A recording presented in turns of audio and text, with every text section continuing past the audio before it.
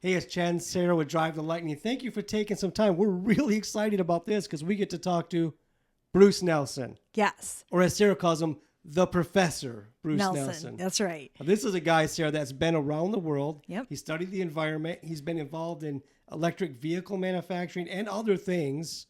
Almost as long as I've been alive. Yeah, probably as long as, not as long as you've been alive, but a long time.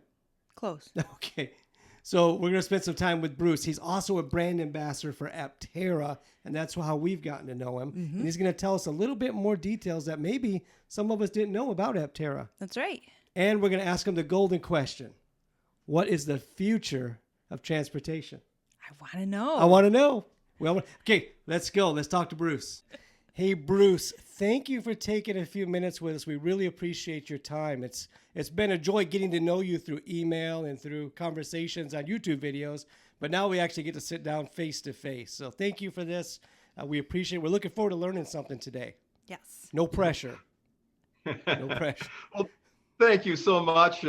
I'm actually thrilled about your interest in Aptera and really grateful for a chance to talk about it. Yeah, hey, we're grateful too because Sarah and I, we learned about Aptera, came across it probably in a YouTube video, I guess.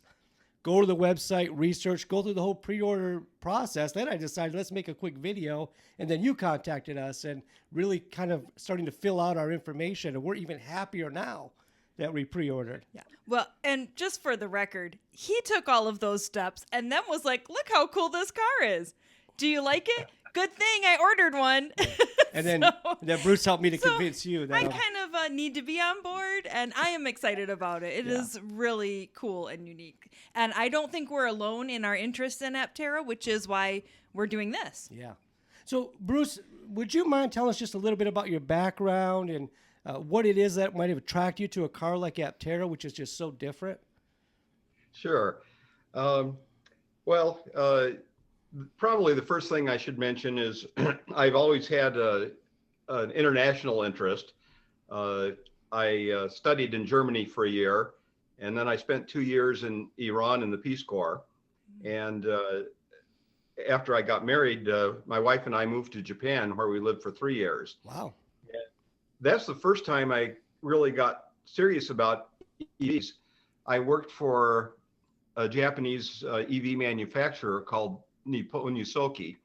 They made, I taught English for their engineers. And they were making primarily mining locomotives and forklifts, vehicles of that kind. But one day I wondered if I could use an electric motorcycle for my commute. And one of the younger engineers got interested in that, and they designed one. Wow. And this is 1976, I believe, when that happened. And it, of course, using lead acid batteries and so forth. So it was older technology. And I started collecting parts, but when I found out what it was ultimately going to cost, which due to custom machine work and things like that, I decided we probably better not do that. They were willing to underwrite it, but just as an exercise for the company. But I felt that they probably weren't going to get there. Well, I love the way they think, though, Bruce. You're like, hey, what if I had a little motorcycle? What if it was all electric and it doesn't exist? They're like, yeah, we could do it. Let's go for it. That's just. Now that's innovation. I wish I had the guts to think that way. I'd be a lot more productive if I could just think, okay, well, let's just do it. If it's not on Amazon, I don't think I if Sarah have can't buy any it. Concept of it existing. Well, I always think why not? I probably have over 400,000 miles on motorcycles now, but they're unfortunately all gasoline. Yeah.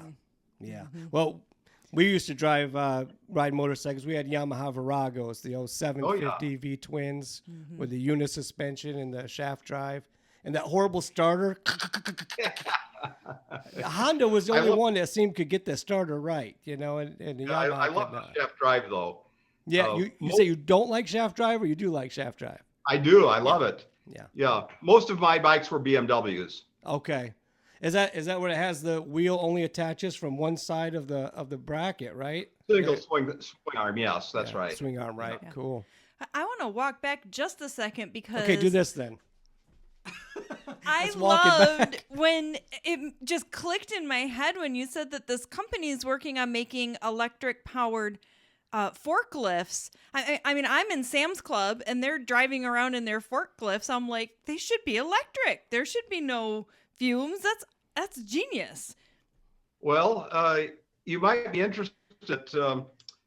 They used to be using lead acid batteries, but Chris of Aptera founded another company, which he public as co-founder, and had an IPO, and they're doing very well. It's called Flux Power, and they make batteries for forklifts. Wow. Neat. That's what they do. They doing That's great. lithium ion batteries or some other type? Yes, that's correct. Okay. Wow. Yeah. Good. They're using lithium iron for that technology, so it's a little different than the ones that Aptera is using. Okay. But it's another really interesting company, and for anyone who wonders if Aptera leadership has any experience in forming successful companies, well, you have one right there. Nice. And didn't both Excellent. co-founders go on to form other companies that were successful? Of the original Aptera Right. company, yes. Yeah.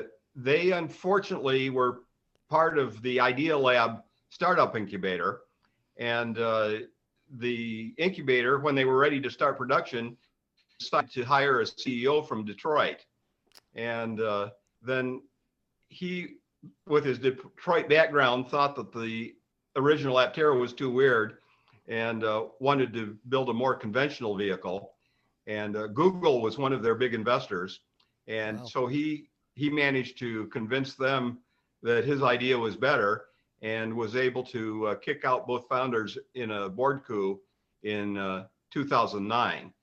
And but he couldn't get further backing to get a new design, and so he liquidated the company in 2011. How sad, being Yeah. from Michigan, both of my grandfathers retired from General Motors, and Uh-huh. we're well aware of the Detroit thinking. It's like, let's build very boring, very big, very inefficient vehicles because we can sell them all day long as people don't know there are better options out there. So even when they started building electric cars, they kind of tried to cover it up, like, don't tell anybody about the Ford Focus EV or the Chevy Cadillac ELR. They didn't want anybody to even know about these cars until recently. So things are Yeah. changing now. Yeah. Well, back in the 2000s, I joined a company that was actually the first company to build an ozone-friendly refrigeration system. Wow. We introduced R134A to the market. And and, you push the other so- stuff right out the door, right? I mean, that's the standard now, isn't it? Well, no, because, and I had something to do with that. So 134A, we got rid of Freon, and that did solve the ozone problem. But while I was working there, I found out, well, it was great for the ozone. In fact, the hole is closing now. But I discovered it had 1,300 times the global warming potential of carbon dioxide. Oh my. Oops. Some Homer Simpson moments. Dope. Yeah. So as soon as I found that out, I called up the EPA, and they said, oh, yeah, we know, but nobody's made any proposal to do anything different. And I said, well, what does it take? And they said, well, you have to do a risk assessment. And we, because we were involved in refrigeration, we designed a very efficient variable speed rotary compressor that's now being manufactured by Tecumseh. Oh, cool. And and that was being used for a number of applications. One of them was a blood cooling machine to cool down people's blood to give more time during operations and heart attacks and so forth. So they could cool a body down and then warm it up by doing the blood. So I knew that there was a risk assessment on file, because you have to do very rigorous risk assessments for that.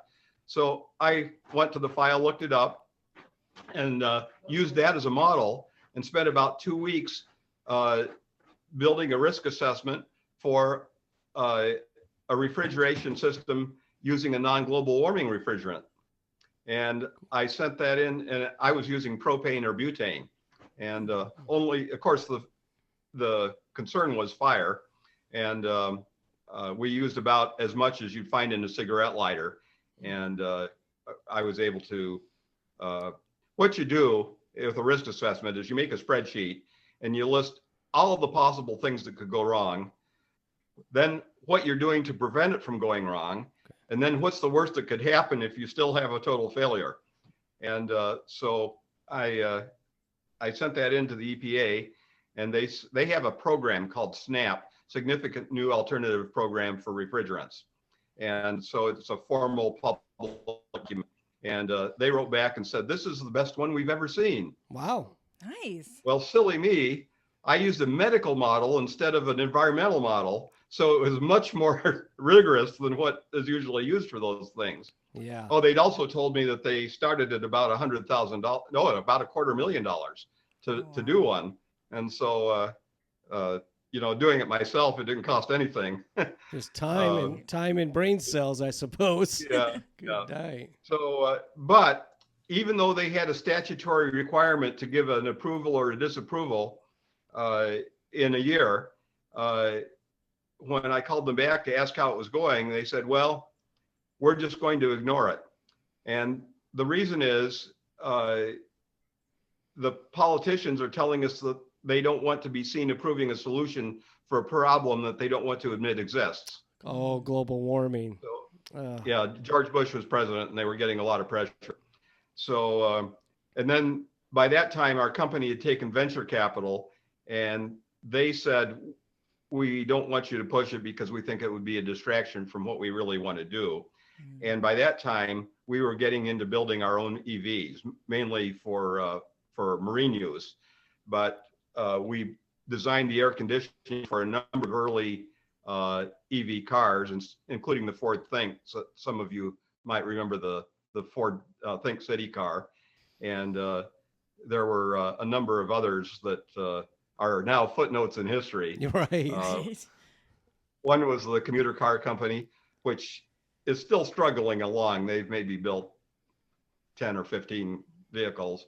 And then Corbin Motors that had the Sparrow, and they made, I don't know, maybe 1,000 of them, but they released it before it was really finished, and it wasn't really a well thought out vehicle. It's hard to bounce back from that first public impression, isn't it? If you put something out that's just not right, it's always going to be associated with something that's just not right, One of the reasons I'm against the pressure that Aptera is often getting in forums to just release anything, because I've seen that before. Yeah, right. That's never good to rush something that's new. I mean, Chevy can put out some garbage and they can recover as a company because they got the brand identity and brand loyalty. But when you're new, well, you got to get that right. So my question to you right now, Bruce, is you have this global perspective. You have the engineering mind to genuinely innovate new ideas. So what attracts you to Aptera? Why is that of interest to you? Well, that's great. I mean, I'm going to start with the selfish part of it. My wife and I are a couple. We have been using, for quite a few years, we only had a motorcycle, but we got to the point where we needed a car. I have some vertigo now too, so motorcycles aren't the idea anymore. Okay. And, Safety first. Yeah.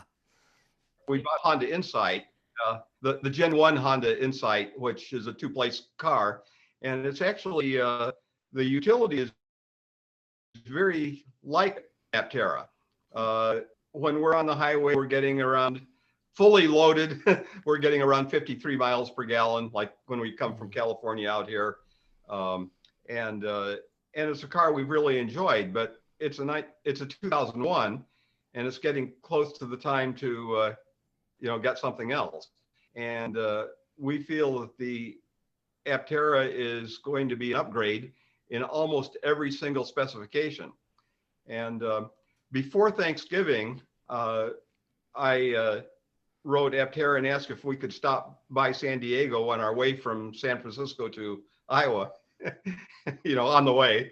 And uh, when we got there, to my immense surprise, Daniel Morris was waiting with the Luna prototype.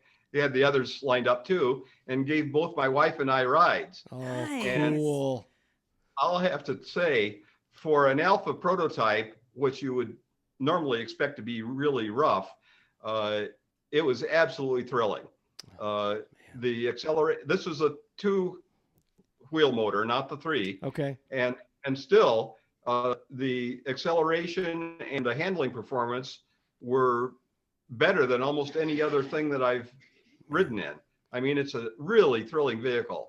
And you can't really say that about the Honda Insight. No, I bet not. I think once more people have a chance to ride it, they're going to come away really impressed. Wow. Now, Daniel was a little more gentle in giving my wife a ride. He knows that scaring a woman or anyone half to death when they start out is a bad idea. Bad sales tactic. Bad yeah. sales. Yeah. Right. But he was willing to take it into the twisties and push it. And of course, there were some things. The suspension, as you've probably seen in some of the videos, was noisy and rough. Yeah. It felt like a full-on sports car rather than like a Miata or something that's tuned a little bit for more comfort. But of course, this was before Roush did the rework of the suspension. And I think it's just going to be an amazing, amazing vehicle from a fun perspective. It's been nice watching the videos they release on Aptera.us website of the progress with the beta vehicles on the test track and the changes. It's just so nice to be able to see that beforehand. And when we get our Aptera, we're going to be really confident that we have a car that has been bolt by bolt built for safety and everything else, fun, camping, all of it. So I want to ask, because you're at Aptera and you know that your next life step is driving from California to Iowa. If they had said, you can take this car with you today, how would you have felt thinking about driving that for that distance in the condition it was at that time? But you said it was before they reworked the suspension. Would you have hesitated? Yeah, I don't think so. It probably had like maybe I'm not sure how big the battery was, but it wasn't the full size battery and some things like that. I probably would have had maybe 100 miles range or something like that. Oh, that'd be a long drive to Iowa. Yeah. So I wouldn't have taken that car, Gotcha. but certainly I would have had no hesitation about driving it around the area. And in fact, when I do pick up my Aptera, the very first thing I'm going to do is head for Death Valley and go camping there. Oh, So cool. obviously, there's not going to be repair facilities close by, but I do have that kind of confidence in the vehicle I'm going to pick up. Nice. So, Bruce, now currently, what is your involvement with Aptera? Because you've pre-ordered, like us, just way earlier, but you're more involved than just pre-ordering. Well, when I originally found out about Aptera, I contacted Sarah Hardwick, who's the head of marketing, and asked if I could have permission to publish some of the renders because I thought it was an exciting shape.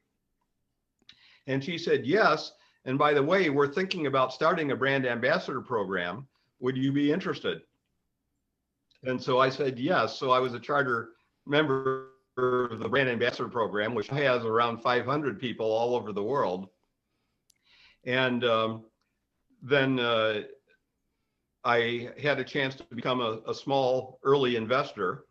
And I started our Aptera Motors subreddit for Aptera. And of course, this was before they'd even released the original prototype vehicle. Wow. So I had, maybe a handful of people that subscribed, but there's I think now over 1,600 subscribers, and I get Excellent. between 25 to 35,000 page views a month. Including me, on- by the way. I've that subscribed to your Reddit. Yeah. Well, thank you very much. As you can see, I haven't spent much time in the graphics of it, but my intention is to try and put all of the publicity that I can find that's, whether it's blogs or videos or whatever I can find about Aptera. Yeah, great. And we'll put a link to that in the description too if people want to go to your Reddit page. And you've linked to a few of our videos, the ones we made about Aptera. We really appreciate that. Yeah, thank you. Yeah. Well, thank you. Well, you fit right into that original purpose I had for it. Thank you. Oh, good. Yeah, happy to. So Aptera has been pretty good about updating the website, at least on my page where I log in to check, say, this is what we can kind of hope to expect. So we understand that as people, but you know how impatient a lot of people are. They want it and they want it now. So how would you convince somebody else that says, look, I can't wait, that it's worth waiting for? What makes the Aptera worth waiting for? Well, of course, not everybody can wait because of their own personal needs. And so people have to look at their own situation to make that decision. But a sense of perspective might help. So the company that I was working for had moved to Union City, which is right near Fremont. And so I knew the Tesla engineers when they were getting started.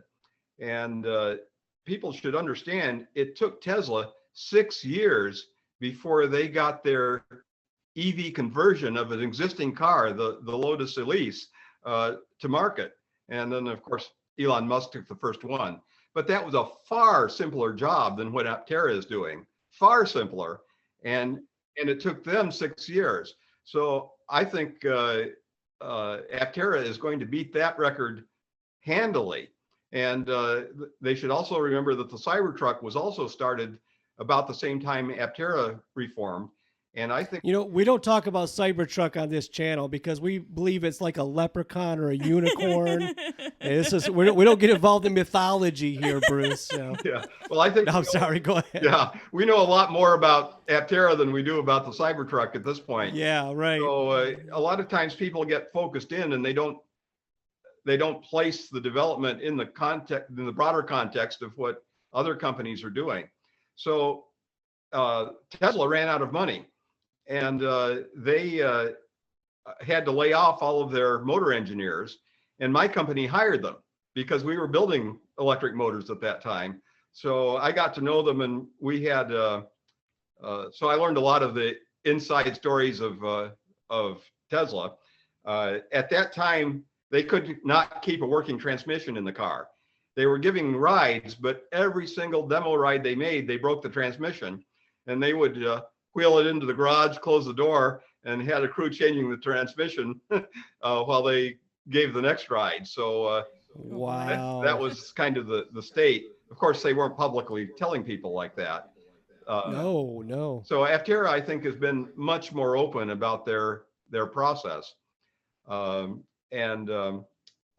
just really excited about what the vehicle can mean for me. And then, because it's not putting a whole lot more CO2 into the air, what it means for the environment. We're, of course, now with the wars and the fires and stuff like that, we're having a rapid increase in the amount of carbon dioxide and other warming gases that are going into the air. And that's something. Yeah. Yeah. So Aptera, of course, by itself can't solve that, but it can put a dent in it. Do you think the Aptera will serve, I hope it will, as a sort of a guide in efficiency for other automakers to start thinking, if we can move through the wind better, we can use less energy, period? You think that'll be a guiding light for some of these other automakers, or will they just push it aside? We're already seeing other manufacturers, for instance, adding solar panels, at least to take care of ventilation and other things that Aptera has pioneered. This is just a first step for Aptera too. They have a roadmap where they're going to be building other more wide use vehicles, mass market vehicles, but with the focus on efficiency. So I think we're going to see more affordable and more efficient products coming out, not just from Aptera, but from other manufacturers that are responding to that challenge. Because let's face it, the engineers at all these companies personally would like to see those kinds of developments. Oh yeah, yeah. It's just that it hasn't been a business priority. But as we see successful efforts of this kind, we're going to see become a business priority as well. Good. Yeah, it's good to see. Bruce, one last question we want to ask. Sarah and I have been looking for someone like you. We can ask this too. What is the future of transportation? Give me, if you would, Bruce Nelson's guess at what we're at looking like in 20 years in transportation. Boy, that's a tough one because there's so many interests. I do think that petroleum-based transportation is going to rapidly decrease. The value of oil as chemicals, feedstocks, and other things like that is going to be so much that we're not going to be burning it anymore. And so even with aircraft and other vehicles, I think we're going to see a rapid switch over to electricity. We may see that public transportation like light rail and so forth will come back. Of course, in the 50s, almost every American city of any size had a wonderful light rail system. Right. And as you may know, GM went to work and kind of had those torn out and replaced. But I think the political situation is changing, and I think we're going to be seeing much cleaner power generation, storage, and we're going to see vehicles that are more fun, because the Aptera certainly is a lot of fun. And a lot of the other prototypes I see from other companies look to me like they're going to be just a blast to own and drive. Well, that's something worth looking forward to there. Cleaner transportation and more fun. Driving electric has changed our view of driving completely. And we have a Nissan Leaf, which is like, not the top-notch electric car. It's basic. It's basic, but it's so much fun to drive. And Aptera is going to be times 10 that. So we're excited. Bruce, we can't thank you enough for taking some time off to spend with us here, all the way from the great state of Iowa, by the way. And you've started your own YouTube channel. If you don't mind, we're going to put a link to your channel if that's okay with you. Well, thank you. It means I'm going to have to produce some more content. Yeah, keep it coming. So we encourage everybody to check out Bruce's channel right here. Check out that and subscribe and like. And if you want to learn in-depth details about Aptera, the environment, or you just want to pick his brain in the comments like we do, go for it. Yeah. Bruce, thank you very much. Thank you. We appreciate it. Have a great day. Thanks. It's been a real pleasure. Thanks. Bye-bye now. Bye.